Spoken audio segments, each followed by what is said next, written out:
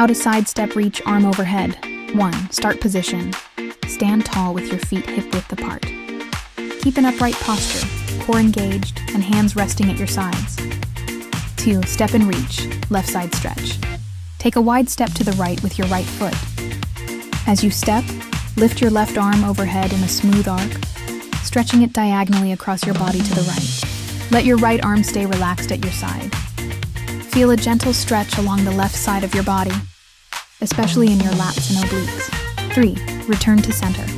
Lower your left arm smoothly back to your side. Bring your left foot back in so you're standing tall again in the starting position.